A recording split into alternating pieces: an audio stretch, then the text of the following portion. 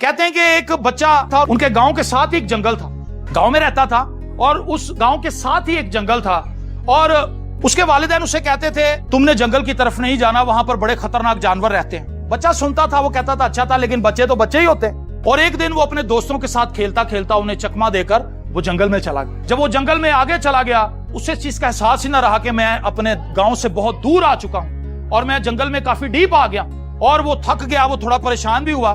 اور وہاں پر ندی پر جب وہ پانی پی رہا تھا تو اس نے درخت کے ساتھ ایک بیگ دیکھا، اس بیگ کے اندر چمکدار اس نے پتھر دیکھے۔ اس بچے کو یہ پتا نہیں تھا کہ یہ کیا ہے۔ اس نے وہ پتھر اٹھا لیے اور اس نے سوچا کہ شام ہونے والی ہے، اس سے پہلے کہ میں گم ہو جاؤں جنگل کے اندر، مجھے واپس جانا چاہیے اور مجھے اپنے گاؤں پہنچنا چاہیے۔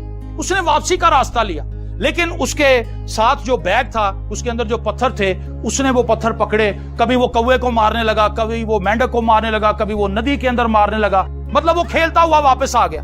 جب وہ واپس پہنچا تو اس کے پاس تھوڑے سے پتھر باقی بچے تھے، اور وہ اپنے گھر پہنچا۔ اس کی ماں نے اس کو ڈانٹا کہ تو کہاں چلا گیا تھا۔ جب وہ اپنے گھر آیا تو اس کا باپ اپنے ایک دوست کے ساتھ بات چیت کر رہا تھا۔ اس بچے نے آ کے وہ بیگ وہاں پر رکھ دیا اور اس نے اپنے باپ کو بتایا کہ مجھے یہ کچھ چیز کھیلتے ہوئے ملی ہے۔ تو اس نے دیکھا اس کے باپ نے، اور اس کا جو دوست تھا، مطلب اس کا انکل اس بچے کا، اس نے کہا بیٹا یہ تو بڑے قیمتی ہیرے ہیں، یہ تجھے کہاں سے ملے ہیں؟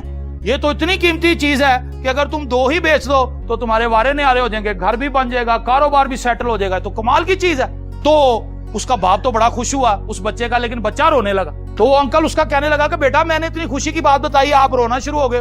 اس نے کہا انکل جی میں روز اس لیے رہا ہوں کیونکہ یہ بیگ بھرا ہوا تھا، تو میں تو سارے ضائع کر رہا ہوں، میرے پاس تو تھوڑے سے باقی رہ گئے، رو میں اس لیے رہا ہوں کہ یہ تو بہت زیادہ دولت ہمارے پاس ہو سکتی تھی جو میں نے ضائع کر دی۔ اب سوچے اس بچے کی طرح ہمارے پاس بھی کئی سال تھے، ہم نے کتنے سال ایسے ہی گزار دی۔ سوچے ذرا اس کے بارے میں، وہ جو قیمتی سال ہم گزار رہے ہیں اپنی زندگی کے اتنے، وہ بڑے قیمتی ہیرے تھے۔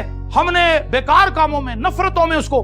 ایک دفعہ عبادت کے دوران دو بہنیں آئیں، ان بہنوں نے یہ گواہی دی، پادری صاحب نے کراچی میں کلام سنایا تھا اور کراچی سے وہ یہاں پہ آئی ہوئی تھی کسی جگہ پہ، انہوں نے گواہی دی پادری صاحب کو۔ انہوں نے کہا جی ہم 25 سال سے دونوں بہنیں لڑی ہوئی تھی، اور 25 سال ہو چکے تھے کہ ہم کسی کی فوتگی میں نہیں گئے، کسی کی شادی میں نہیں گئے، ہم نے ایک دوسرے کو زندہ مار دیا تھا، لیکن جب پادری صاحب نے کلام سنایا تو ہمارے دل پر چوٹ لگی اور ہم نے اسی عبادت کے اندر دونوں نے صلح کر لی، اور ہمارے پاس یہ موقع تھا، ہم یہ گواہی سنا رہے۔ 25 سال انہوں نے اپنی زندگی کے نفرت کے اندر گزار دی۔ میرے عزیزو، آج میرے لیے اور آپ کے لیے سوچنے کا لمحہ ہے۔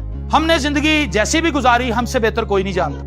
ہم سب کو پتا ہے کہ ہم نے اپنی زندگی کیسی گزاری ہے، لیکن ہو سکتا ہے اس وقت ہمیں کسی نے بتایا نہ ہو، ہمیں پتا نہ ہو، ہم نے کبھی سوچا نہ ہو، ہم نے کبھی اس پر دھیان نہ دیا ہو، لیکن زندگی کے باقی سال ہم کیسے گزاریں گے، یہ بڑی اہم چیز ہے۔